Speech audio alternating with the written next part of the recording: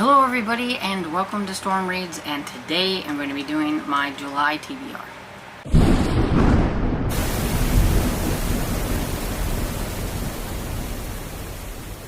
Cannot believe that it is already July, or fairly close to it, because I am doing my TBR here for July on the 29th of June.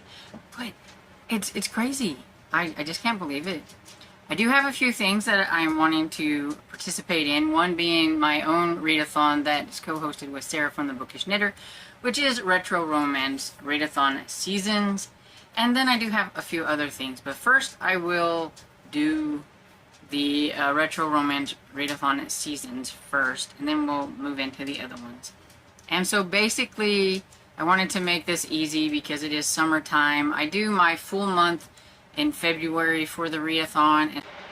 So this one is just from the 7th of July to the 21st of July, so it's like 2 weeks.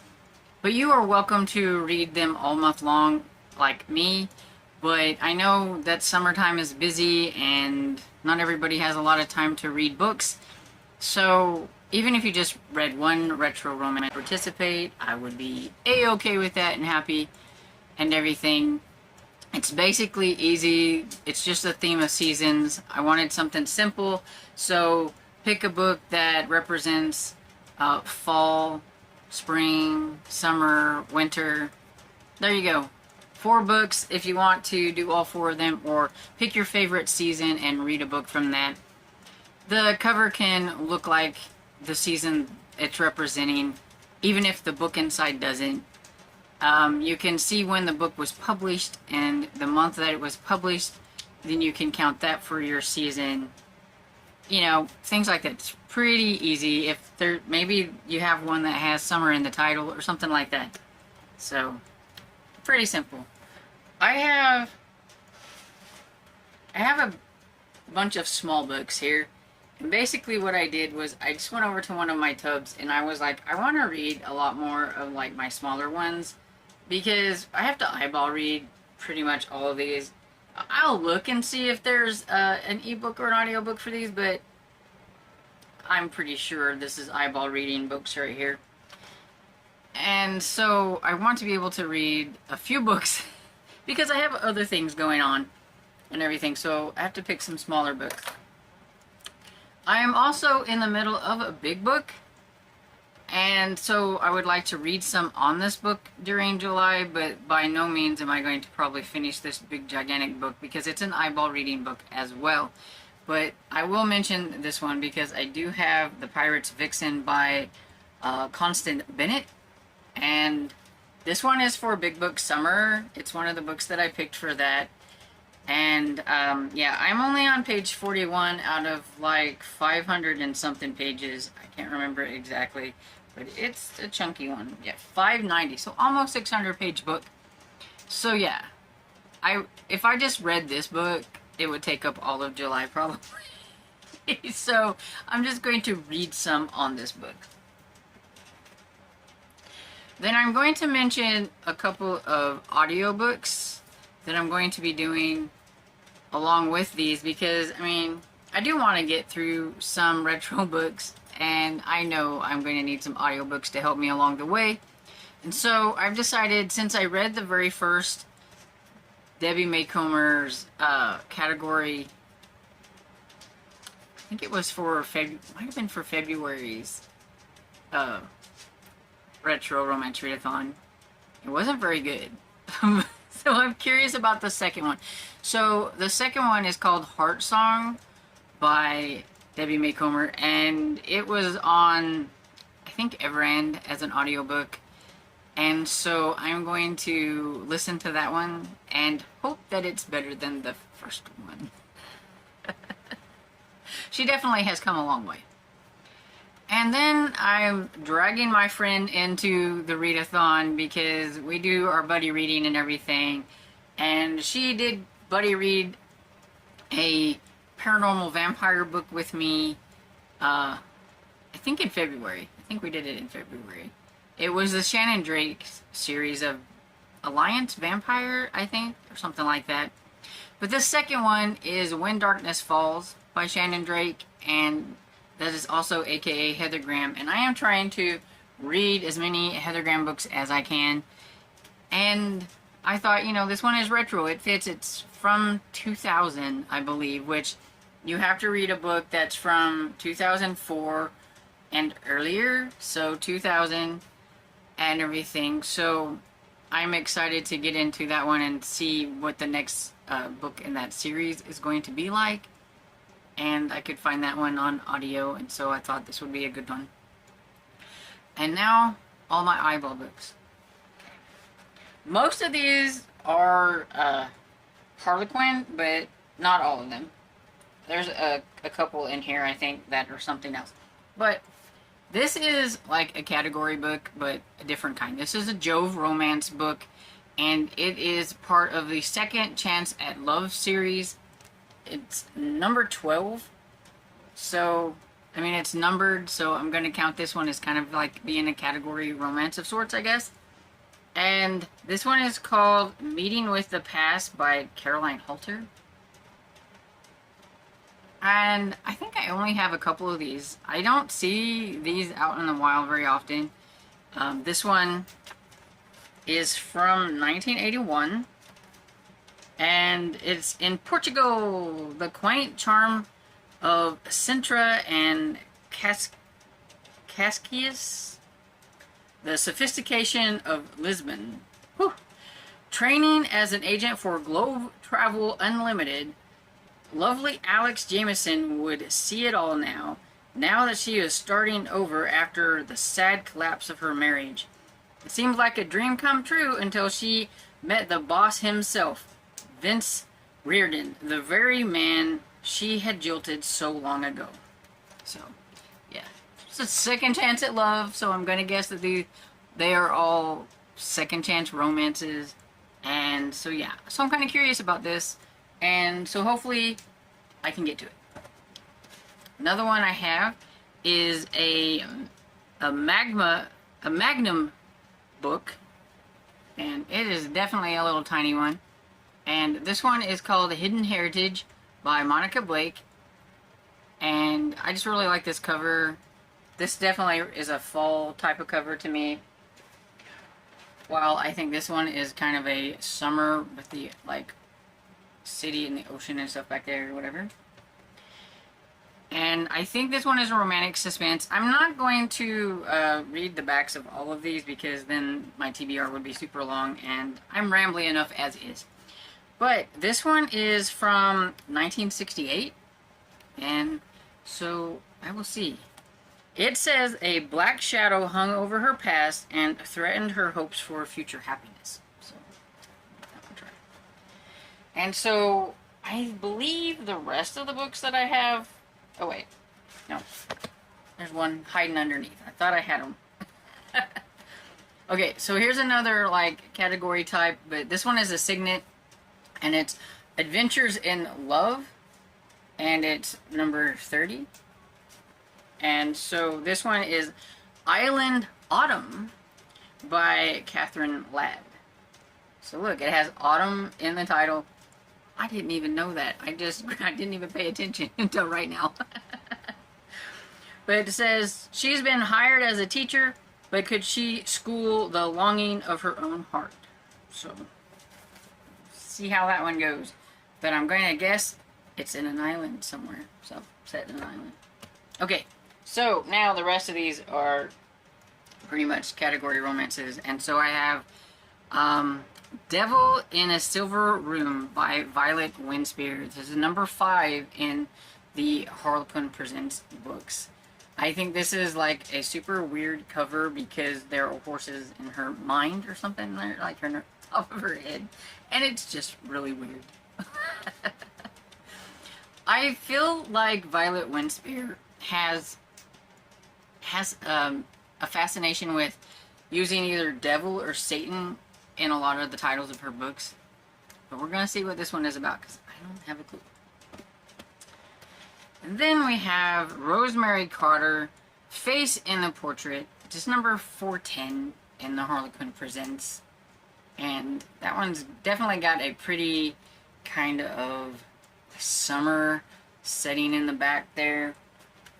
This definitely is more like a fallish type setting. This one also has kind of a fallish type with the colors. I'm just going with colors and things.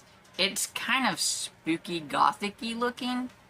And this is Master of Morley by Kay Thorpe, and this is number 597 of Harlequin Presents.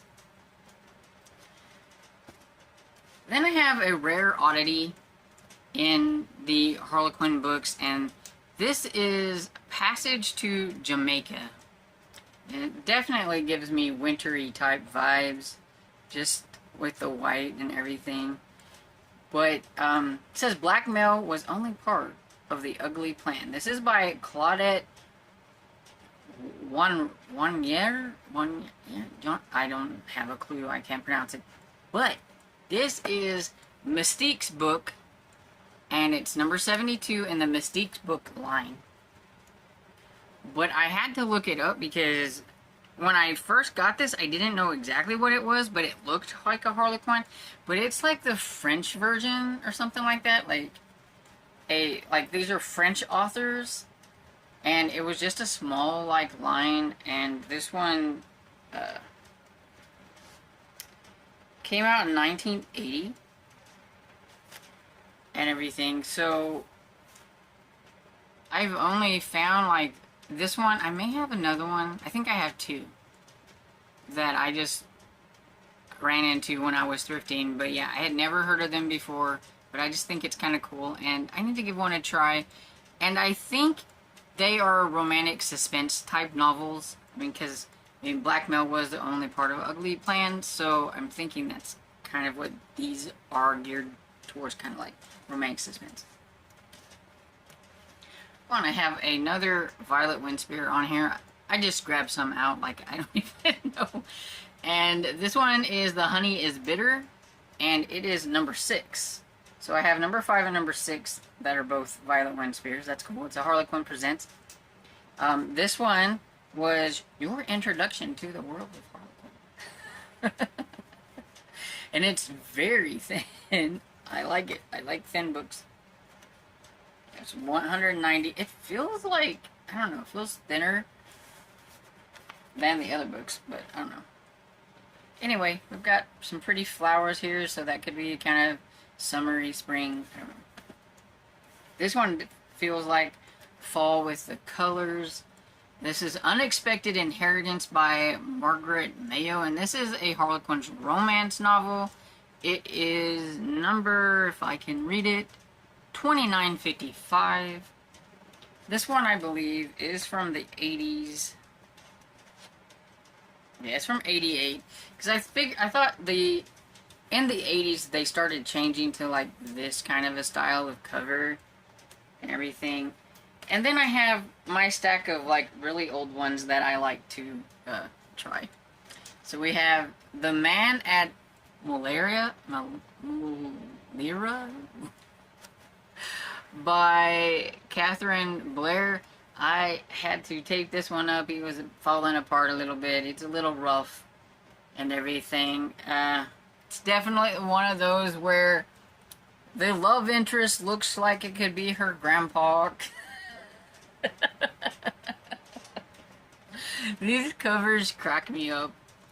But it's very yellow and everything, so I mean we could say like maybe spring or something with this one and everything. And I think this one has to do with her taking care of her little cousin who's been orphaned, but the uncle has other arrangements or something, so she's going to have to deal with the uncle.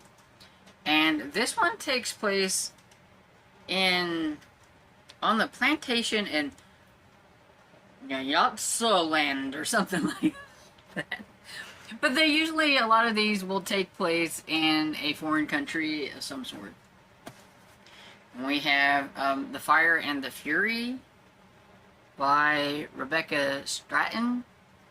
And, oh, this one was number 920, I forgot to say. And this one is number 1942.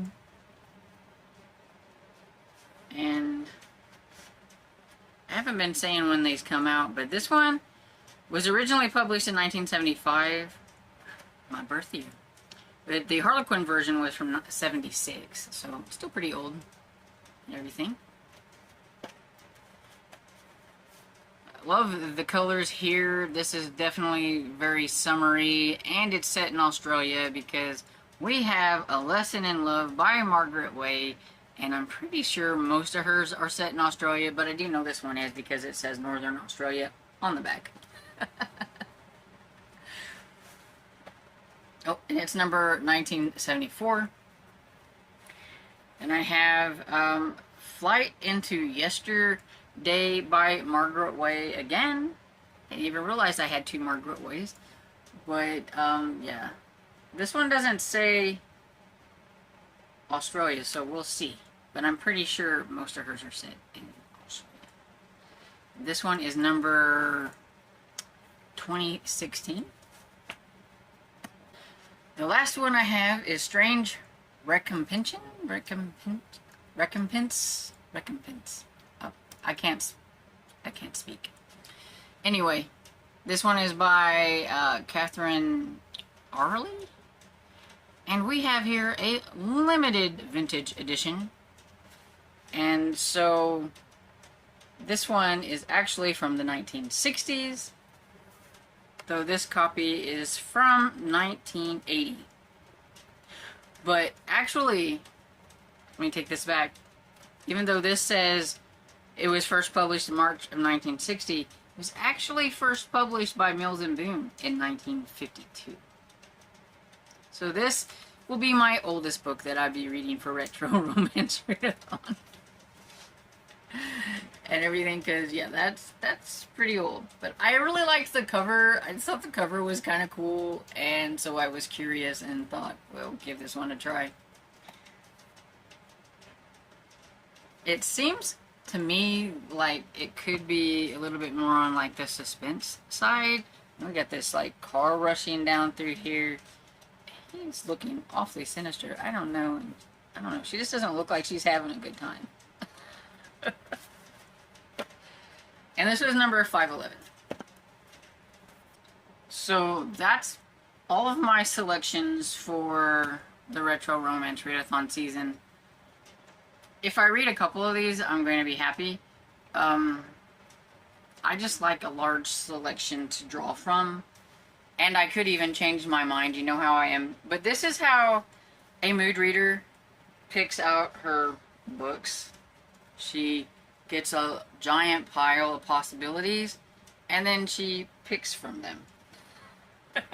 Maybe I read a chapter and I'm like, I don't feel this one, I'm going to move to another one, and so I do so. And so that's going to be my mood reading for the Retro Romance Readathon seasons. There's also another readathon going on that I would like to participate in, and the reason why is because I'm in the mood to read more of my old school retro mysteries, and you know, why limit myself to retro romances when I can read some retro mysteries? So Giallo July, I think I'm saying that right, is hosted by Alex from the Bookabus, Kelsey from Slime and Slasher, and Bert from Pastory Time. And basically what I get from Giallo July is it was the Italian version of like their mystery, crime, and like thriller type stuff. They took some American authors, British authors, and they reprinted them into a print. If I can find one, I'll show you, but it's a yellow cover, and it's got a circle in it, and there's the where all the good stuff is happening inside that circle. Kind of like a Presents novel, except yellow and mystery. And I'll try to put one up here so you can see what it looks like and everything. And so basically we're supposed to read something like that, but of course in English, because you know we can't read Italian. But there's a list, and I think it's called like the Mandora list or Mandoria list. Anyway, I can't pronounce it, but it's on Alex from the Book Abyss, because she is the main host of this, and she has all the good information about it. So go check her out. She's pretty cool anyway. And she'll tell you all about what this means. All I got from it is that I could read old mysteries. You can watch things too. I think there was some like horror movies or things like that that go along with this. But Giallo means yellow, and so you got the yellow color, and so I guess that's cover, so I guess that's what it was for. But on that list were some authors that I already read, and one that I've been wanting to try. Now, the books that I'm going to read aren't necessarily on the list, but the author was, and so that's where I'm taking my lead from this. They're prompts, but you know I don't do prompts and everything, and the books that I want to read I don't think really go with the prompts, so...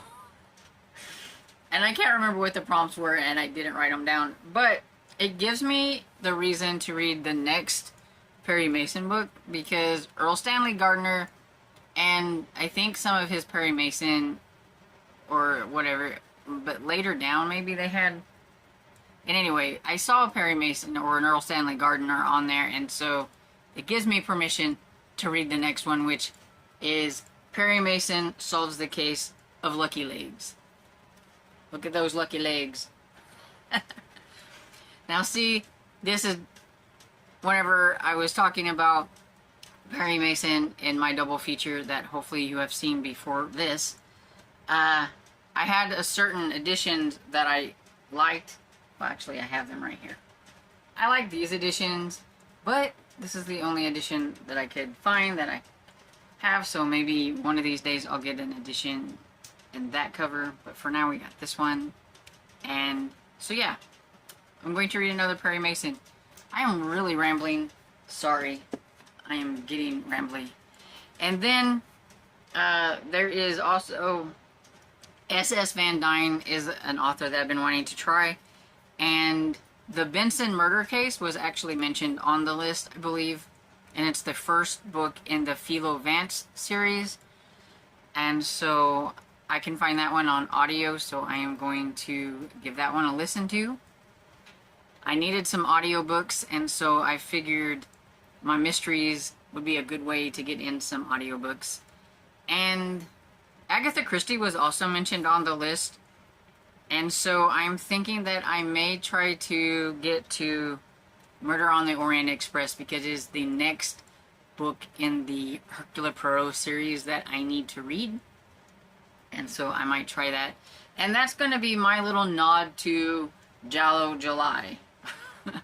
Unless I get really swept into mysteries and want to read more and everything, that's my little nod. Because I do have other things.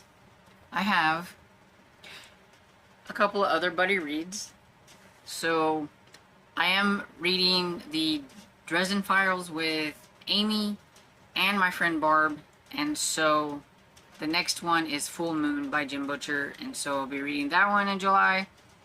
And Amy and I are also going to buddy read The Black Ice by Michael Connelly. We have been trying to get to this one for a while. It's been on a couple of my TBRs that I was going to be buddy reading, and then I just never got around to it. I'm going to do it this time. I'm going to do it. Amy has gotten really into the TV show, and now she's like really wanting to get into the book some more, and so we're going to try number 2, which is Black Ice.